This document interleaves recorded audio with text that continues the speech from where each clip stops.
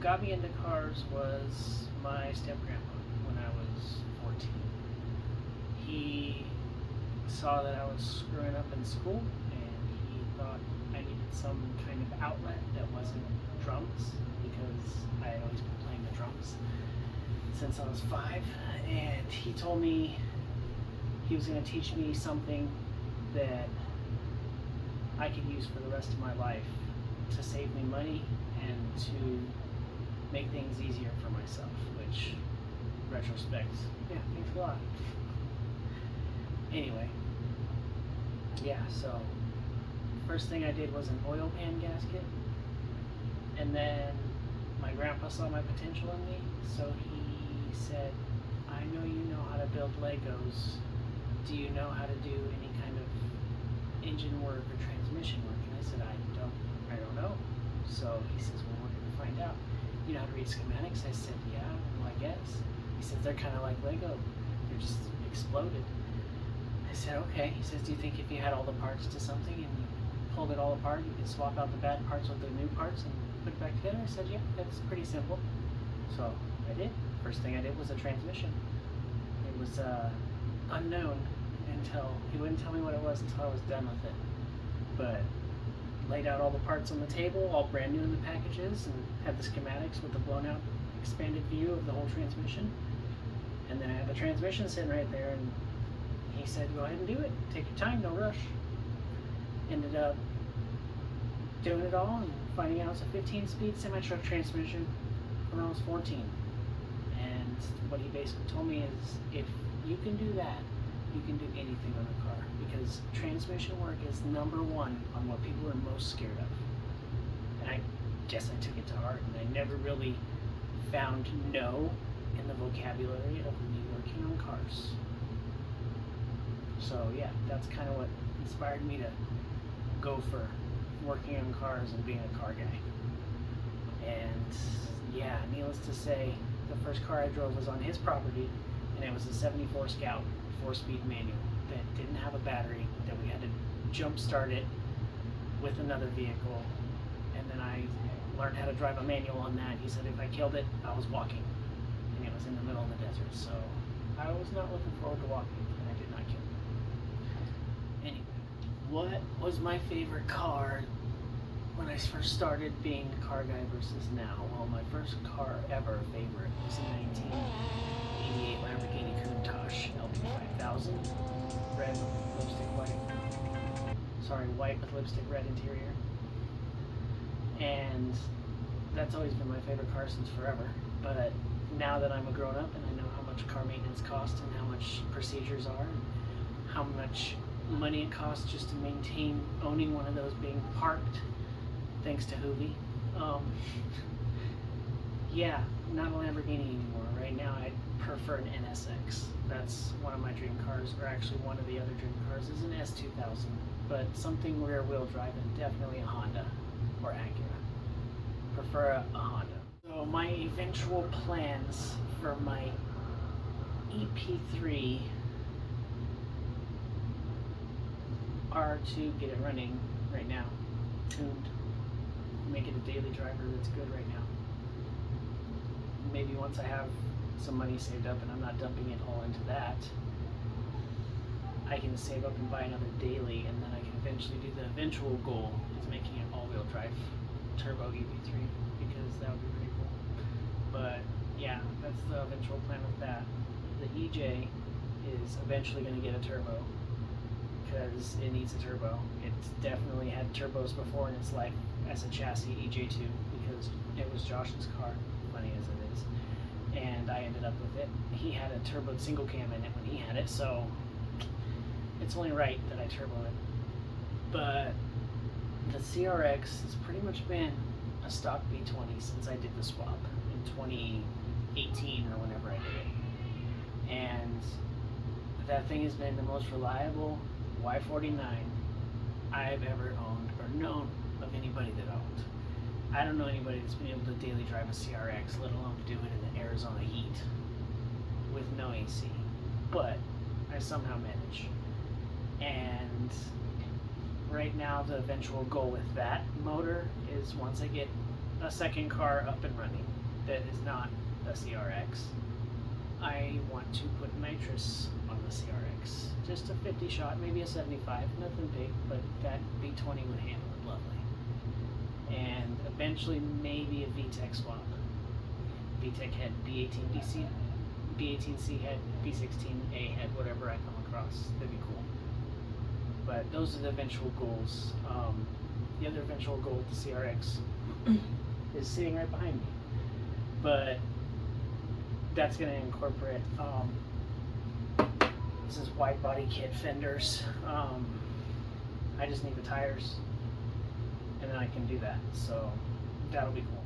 How long have I had the car I drive now? Considering I only drive one car right now. The CRX I've had since 2016.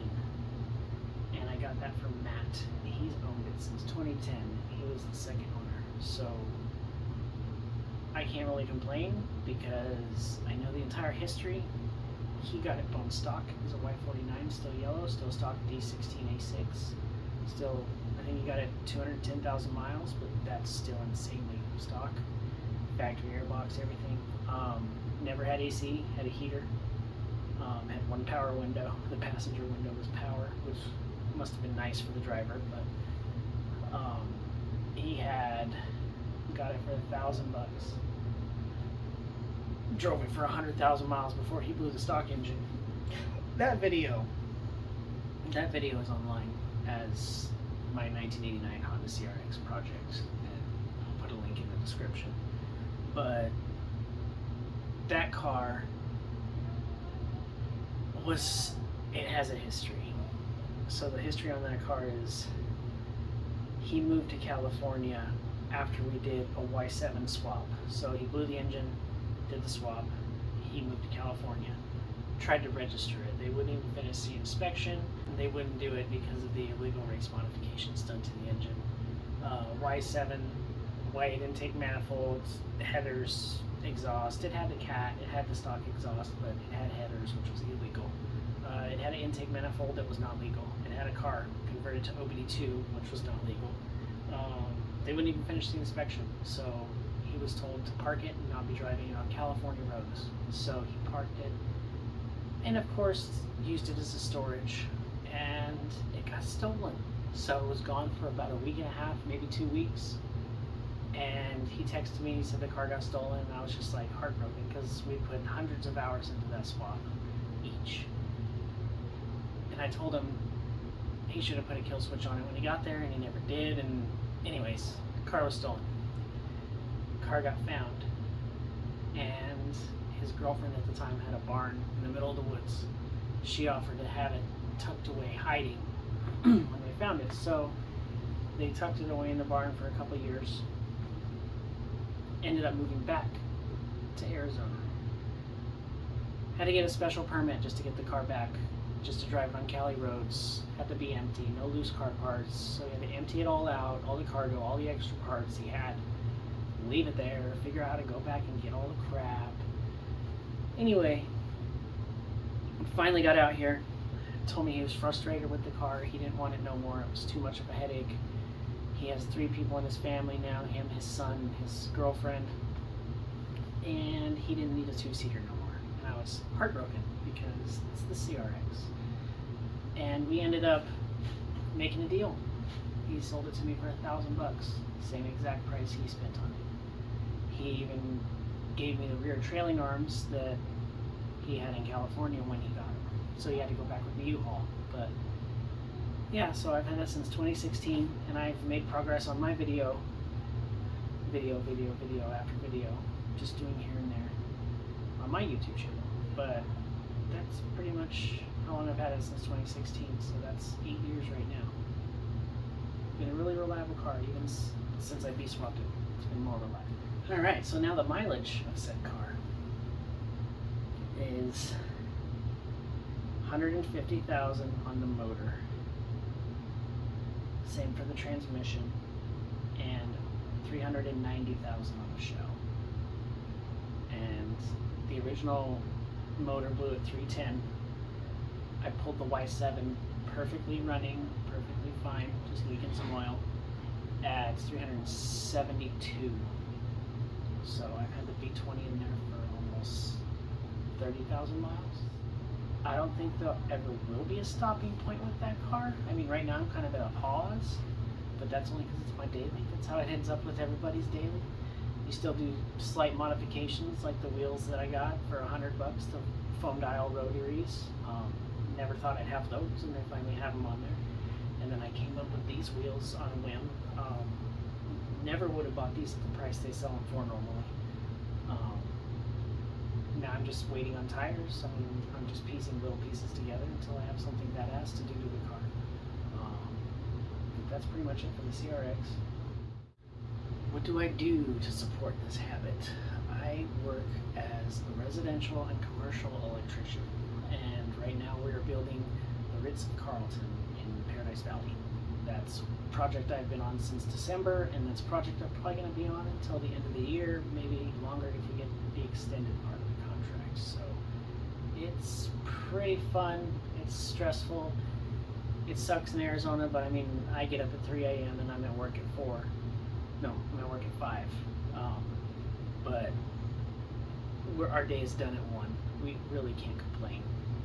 If it gets way too hot, we go home anyways. So yeah, it's good money. It's an easy trade if you know you're smart, if you know things about electricity, and if you know things about schematics and wiring.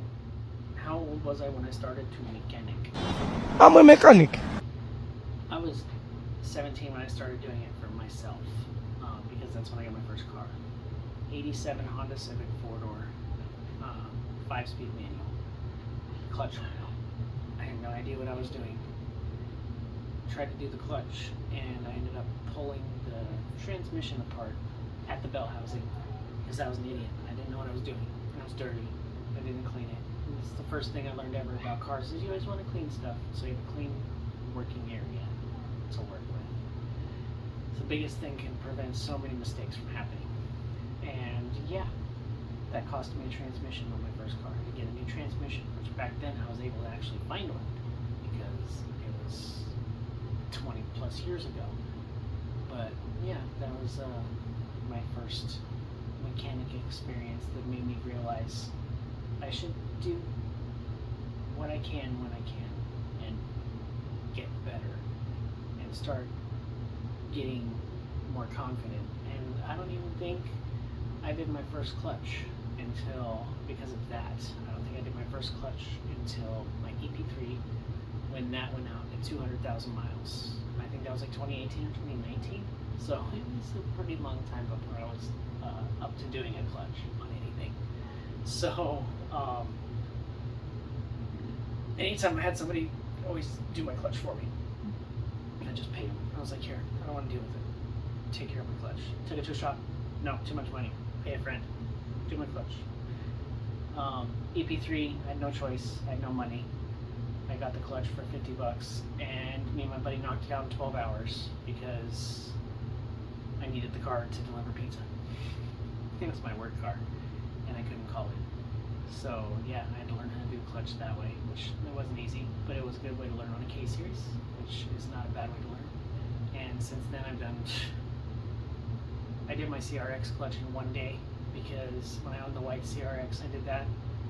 I knew it was going to be hard trying to do it in the car, trying to pull a transmission out by myself, so I ended up just yanking the whole motor out, doing the transmission gasket, the rear main seal, the oil pan gasket, the rear main seal, and the oil pump seal, pickup tube seal.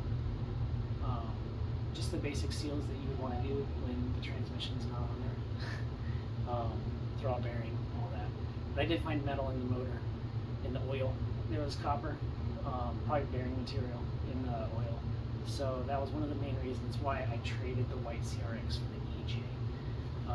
Mainly because I was D15B VTEC and the EJ was B20, and I love the B series, especially the B20s. They have a special place in my heart. They always will. K series is awesome and everything. K series is the next generation of badass, but B series is always where it will be. Like, in my opinion, all-wheel drive B series is gonna be always top dog. All these all-wheel drive Hondas, K series, everybody asks me, oh, when are you going to K-swap that CRX? I tell them never, because it has the proper swap right now. It doesn't have a plate just a B20 to beat anything else. It's a B20. It's a B20 CRX. It's always going to be a B20 CRX. But, yeah, that's my opinion on that. So, just a little update on who I am and what I do. And thanks for watching. I really appreciate you. And like and follow and subscribe for more content like this. I mean, it's not really that entertaining, but it's what we do.